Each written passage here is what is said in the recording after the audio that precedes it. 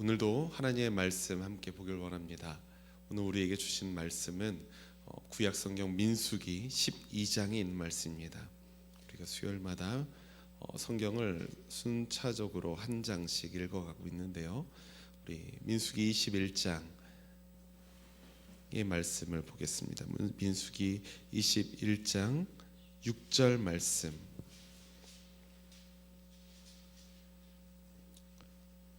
6절 말씀 우리 함께 한 목소리로 읽겠습니다. 시작. 그러자 주님께서 백성들에게 불뱀을 보내셨다. 그것들이 사람을 무니 이스라엘 백성이 많이 죽었다. 아멘. 우리 8절도 함께 읽겠습니다. 시작. 주님께서 모세에게 말씀하셨다. 너는 불뱀을 만들어 기둥 위에 달아 놓아라. 몰린 사람은 누구든지 그것을 보면 살 것이다. 아멘. 아멘. 우리가 지난 시간에 민수기 20장의 말씀을 보면서 모세가 가나안 땅에 들어가지 못한 이유, 이것에 대한 다양한 관점들이 있음을 우리가 함께 이야기 나누었었습니다. 성경이라는 책은 분명히 하나님의 마음이 담겨 있는 책인 줄 믿습니다. 그런데 우리는 그 하나님의 마음을 지식으로 여기고 성경에 접근하는 것이 아니라 성경에 담겨 있는 하나님의 마음이 우리에게 주는 지혜로 여기면서 성경에 접근해야 마땅하죠.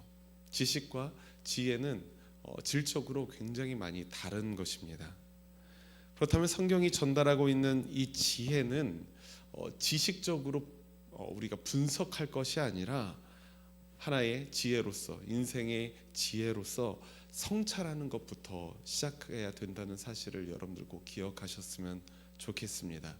어떤 여러 가지 모세가 가나안 땅에 들어가지 못한 여러 가지 이유들, 가설들이 주어져 있는데 그것을 우리가 다양한 관점으로 분석을 하고 그 중에 하나를 어떤 게 옳다라는 것을 딱 하나 고르는 것이 아니라, 그러한 방식으로 성경을 읽는 것이 아니라 그 다양한 이유를 가지고 우리의 삶을 돌아보면서 우리의 신앙과 우리의 인생을 성찰하는 것이 본문 말씀의 목적이라는 사실입니다.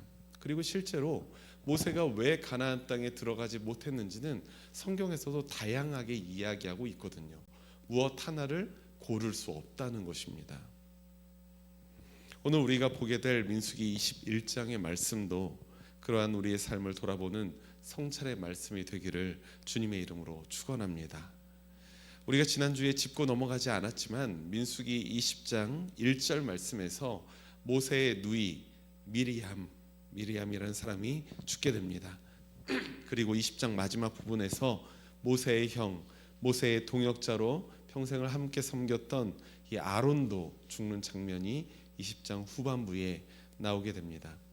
우리 20장 28절의 말씀 한번 같이 읽어볼까요? 28절 시작. 모세는 아론의 옷을 벗겨 그것을 그의 아들 엘르아살에게 입혔다. 아론은 그 산 꼭대기에서 죽었다. 모세와 엘르아살은 산에서 내려왔다. 네. 아론이 죽고 아론이 맡고 있는 제사장의 직분은 아론의 아들 엘르아살에게로 위임이 되는 것입니다. 이스라엘에게는 영적인 리더십이 교체되는 아주 중요한 시기였고요. 또 모세라는 한 사람에게는 어떤 시기였을까요? 사랑하는 가족이자 자신의 동역자였던 아론의 빈자리를 이제부터 느껴야 하는 시기였던 겁니다. 그러니까 이 시기는 굉장히 중요한 시기예요. 이스라엘이 걸어온 그간의 여정을 돌아보자면 비록 이스라엘은 반복적으로 하나님께 불평을 터뜨리고 불순종을 하죠. 그로 인해서 연단과 심판도 당했었습니다. 하지만 그럼에도 불구하고 우리 여호와 하나님은 이스라엘을 궁극적으로는 어디로 인도하십니까? 가나안 땅 쪽으로 점점 접근하게 하신다는 거예요. 사실 고센 땅에서, 이집트 고센 땅에서 가나안까지는 채 20일이 안 걸리는 거리인데, 보름이면 갈 만한 거리인데 그들이 광야에서 방황했던 시기는 40년이었습니다. 근데 그 40년이 무의미한 시간이었느냐? 그렇지 않다는 거죠. 점점 그들은 가나안 땅으로, 약속으로 접근하게 되었던 것입니다. 가나안으로 가는 길에는 네겝에 거주하는 이 아랏 왕, 그리고 아모리 왕 시혼, 그리고 바산 왕 옥, 이러한 민족과 전쟁을 벌이는 이야기가 21장 말씀에 나옵니다. 21장에서는 그렇게 작은 전투 3개의 전쟁에서 각각 승리하게 되는 모습을 볼 수가 있어요. 그리고 민수기 21장 3절에서는 그들의 승리에 대해서 이렇게 말하고 있습니다. 우리 함께 한 목소리로 읽겠습니다. 시작. 주님께서 이스라엘의 간구를 들으시고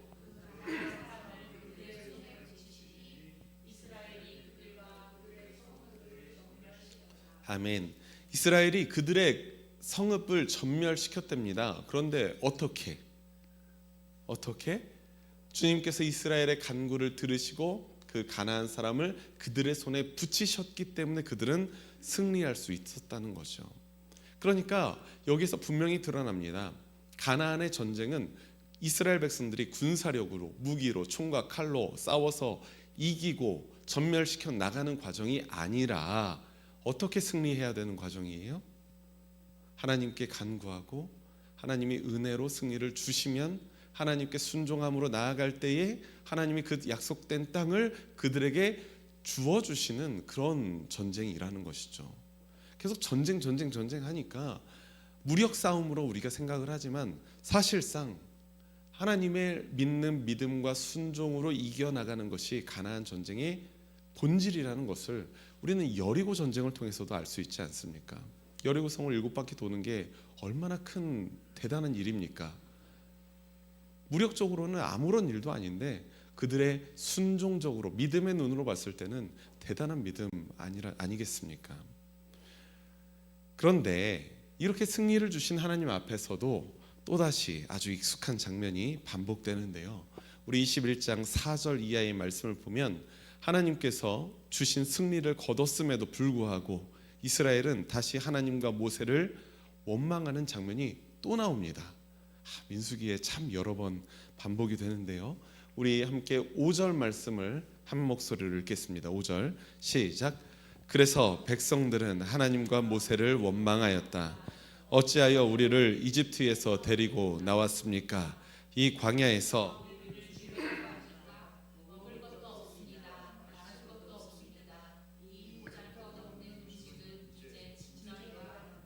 아멘.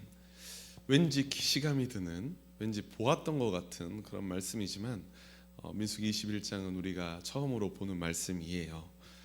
그런데 그도 그럴 것이 정말로 자주 반복됐던 장면입니다. 그들은 모세를 원망하면서 하나님을 원망하면서 늘 이집트에 대한 이야기를 해요. 그 노예 생활로 갇혀 살았던 이야기를 하게 됩니다. 노예 의식이라는 것이 그만큼 무서운 의식입니다. 먹을 것도 없습니다. 마실 것도 없습니다. 라고 말하지만 그들에게는 먹을 것도 제공되었었고 마실 것도 제공되었습니다. 그런데 그들은 왜 없다고 합니까? 하나님이 주신 이 은혜로운 음식과 물이 여기에서 나오지만 보잘것없게 느껴지기 때문에 그래요. 매일 주어지는 그 은혜가 보잘것없게 이제는 느껴지기 때문에 그렇습니다. 그런데 생각해보면 우리가 이스라엘 백성이라면 이스라엘 백성이 맨 처음 만나를 받았을 때는 어땠을까요? 굉장히 놀라워하지 않았을까요? 굉장히 감사하지 않았겠습니까? 그런데 이것이 하루, 이틀, 3일, 한 달, 1년, 2년이 주어지니까 이 음식이 감사함이 아니라 보잘것없는 음식으로 여겨졌던 것입니다. 민수기의 말씀은 이스라엘의 어리석은 모습을 적나라하게 보여주는 말씀이에요.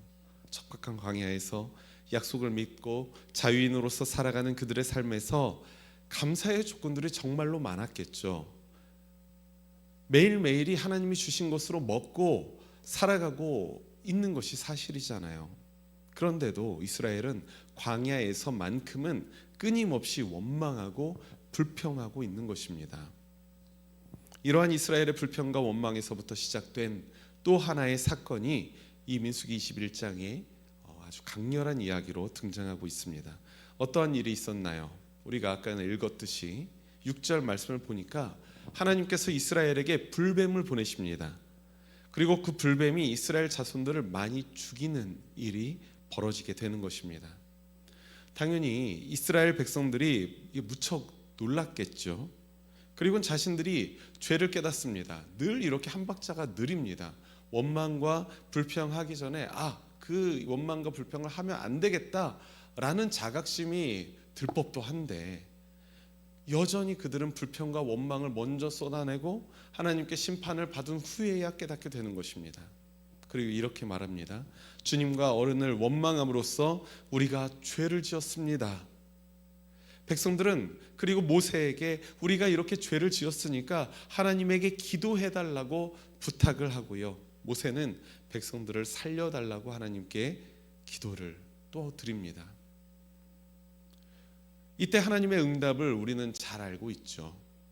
우리 민수기 21장 8절에 이러한 하나님의 응답이 나오는데요. 아주 중요한 말씀이죠. 함께 읽어보겠습니다. 시작. 주님께서 모세에게 말씀하셨다.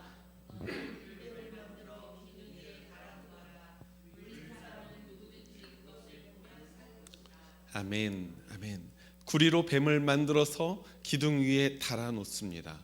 개정개혁 성경이 여러분들에게 굉장히 익숙할 것 같아서요. 제가 여기에는 제목을 기둥 위에 달린 놋뱀이라고 했죠. 네, 원어적으로 보면 구리가 조금 더 맞습니다. 제가 그래서 찾아봤어요. 놋하고 구리가 똑같은 건가? 근데 똑같지는 않더라고요. 놋이 이제 구리와 무언가를 섞었을 때 놋이 된다고 본 것 같습니다. 여튼 근데 우리에게 익숙한 건 놋뱀이죠. 불뱀과 놋뱀. 불뱀에게 물린 사람들이 장대 위에 달린 그 놋뱀을 쳐다보면 물린 자들이 죽지 않게 되는 것입니다. 단지 쳐다보는 것뿐이에요. 여리고성 도는 것처럼 매일마다 한 바퀴씩 돌고 마지막 날 7바퀴 돌고 소리를 와질 이렇게 어려운 과정도 아닙니다. 단지 고개를 쳐들면 쳐다보는 것뿐. 이런 간단한 방법으로 이스라엘을 살리실 방법을 하나님께서는 주셨던 것입니다. 놋뱀 자체에 치유의 능력이 있다고 생각하시면 안 돼요. 예전에 어떤 이단에서는 그러한 뱀의 형상을 놋으로 진짜 만들어서 이렇게 했던 이단 종파도 있었다고 저는 들었었는데 이건 성경을 아주 그릇되게 바라보는 그런 하나의 방식이죠. 놋뱀 자체에 어떤 신비한 능력이 있는 게 아니라 하나님의 심판을 깨닫고 그 심판에서 구원하실 분도 하나님이시라는 사실을 믿는 자들이 하나님의 말씀에 순종하여서 놋뱀을 쳐다보았을 때, 그럴 때 하나님의 은혜로 그들에게 치유가 발생되는 것이죠. 이 사건에서 불뱀은 하나님의 심판으로, 그리고 기둥 위에 달아놓은 놋뱀은 하나님의 은혜로 우리가 해석할 수 있을 것입니다. 그러니까 놋뱀을 기둥 위에 달아놓으신 하나님의 은혜에 믿음과 순종으로 반응할 때에 그들이 다시 살아날 수 있었다는 사실을 여러분들 믿으시기 바랍니다. 그것이 하나님의 은혜예요. 그런데 흥미로운 것이 하나 더 있습니다.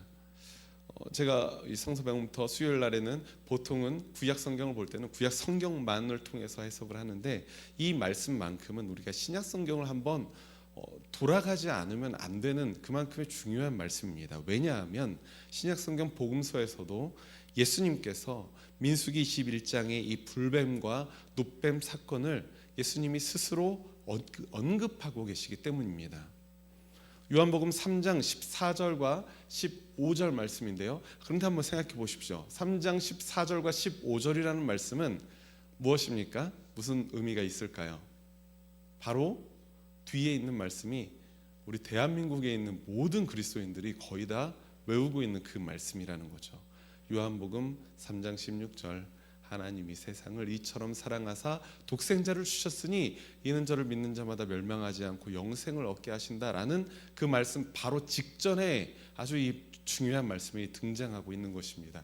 함께 읽어볼까요? 시작. 모세가 광야에서 뱀을 든 것 같이 인자도 들려야 한다. 그것은 그를 믿는 사람마다 영생을 얻게 하려는 것이다. 여기서부터 이제 이 영생이라는 단어가 나오는데 그 영생이라는 단어의 모티프가 되는 구절이 바로 민수기 21장의 말씀이라는 것입니다. 3장 16절 그 말씀의 바로 직전 말씀 14절과 15절 말씀이 이 말씀이라는 것을 사람들은 거의 알지 못하죠. 요한복음에서 예수님께서는 인자도 들려야 한다라고 말씀하시면서 하나님의 은혜를 나타내는 놋뱀과 인자, 그러니까 예수님을 동일시하시는 것입니다. 결국 죄의 심판에 자유롭지 못한 모든 이들이 바라보아야 할 분, 누구시라는 건가요? 바로 기둥 위에 달린 놋뱀과 같은 십자가에 달리신 우리 주 예수 그리스도, 그 인자를 바라봐야 된다는 사실을 예수님께서는 직접 전하고 계신다는 것입니다. 왜죠? 예수님이야말로 우리에게 구원을 베푸시는 하나님의 은혜이기 때문에 그렇습니다. 사랑하는 우리 초록교회 신앙가족 여러분, 오늘 민수기 21장의 말씀을 보면서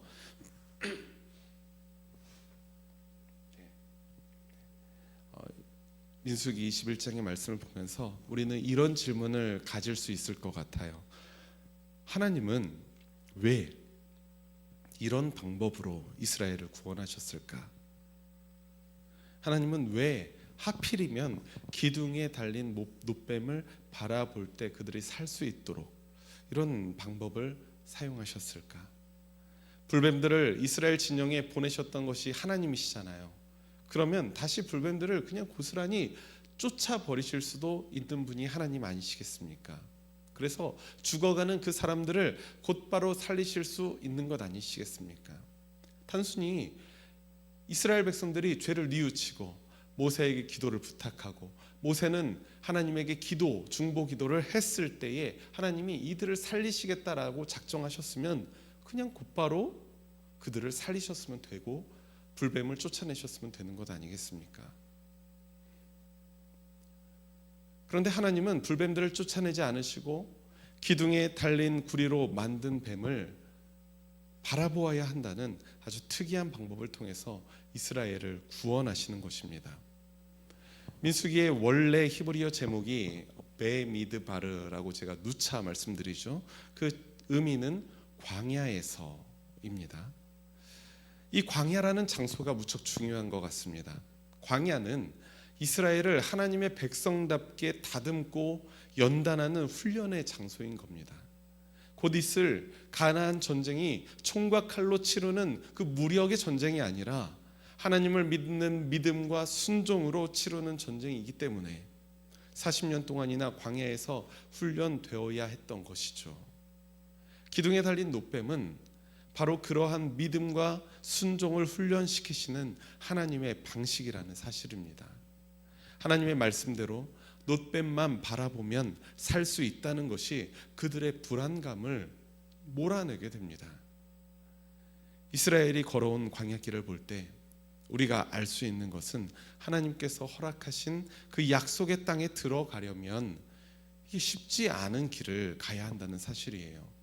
광야길은 정말로 쉽지 않은 길입니다. 광야를 지나서라는 찬양을 보면 그곳에서 하나님을 의지하지 않고는 살아갈 수 없다라는 고백까지 하거든요. 정말로 쉽지 않은 길이죠. 훈련이 있고 연단이 있습니다. 믿음과 순종의 시험을 통과해야만 합니다. 그래서 예수님도 좁은 문으로 들어가라라고 말씀하셨던 것 아니겠습니까? 하지만 동시에 광야는 하나님의 은혜를 그 어디보다 뜨겁게 경험하는 자리라는 사실도 여러분들 기억하시기 바랍니다. 보름 만에 다다를 수 있는 가나안을 40년 동안이나 방황했음에도 하나님이 인도하시는 이스라엘의 경로는 결국 약속의 땅 가나안을 향하고 있습니다. 그리고 그 도중에 전쟁에서 승리하게 하시고 마른 땅에 샘물을 내시고 만나와 메추라기로 그들을 먹이시고 있다는 것입니다. 이러한 광야의 삶에서 우리의 인생의 진리를 발견하시는 은총이 바로 저와 여러분들에게 있기를 간절히 소망합니다. 우리의 인생을 이끌어 가시는 하나님은 결국 우리를 하나님의 백성답게 다듬어 가시는 분이에요. 저는 우리가 하나님의 창조하심을 입은 걸작품이라고 할 때 어떤 조각품을 생각을 하잖아요. 그런데 그 조각품의 조각은 전 여전히 계속된다라는 생각을 하게 됩니다. 우리를 조금 더 하나님의 백성답게 하나님은 지금도 다듬어 가시고 마무리 작업을 하고 계시는 것 아니겠습니까? 그 길에서 불평과 원망의 탑을 쌓는 것이 아니라 주님을 바라보면서 풍성한 은혜에 감사하고 온전히 그 은혜를 누리시는 주의 거룩한 백성들이 되시기를 주님의 이름으로 축원합니다. 기도하겠습니다. 세상의 숱한 죄로 인해서 죽을 수밖에 없는 연약한 우리들을 불쌍히 여기시고 자비의 구원을 베푸신 하나님 아버지 감사합니다. 광야와 같은 인생길에서 불평과 원망을 하느라 하나님의 인도와 은혜에 감사하지 못한 우리들을 용서하여 주옵소서. 죄로 인해 깨어진 세상 속에서 늘상 우리에게는 죄악의 유혹과 위협이 다가옵니다. 그때마다 우리가 십자가에 달리신 예수 그리스도를 바라보게 하옵소서. 십자가의 은혜가 우리의 삶의 능력이 되게 하시고 인생의 광야길에서도 승리하며 감사하는 우리가 되게 하여 주옵소서. 주님 안에서 영원한 평안과 기쁨을 누리게 하심을 믿사오며 이 모든 말씀 우리 주 예수 그리스도의 이름으로 기도드립니다.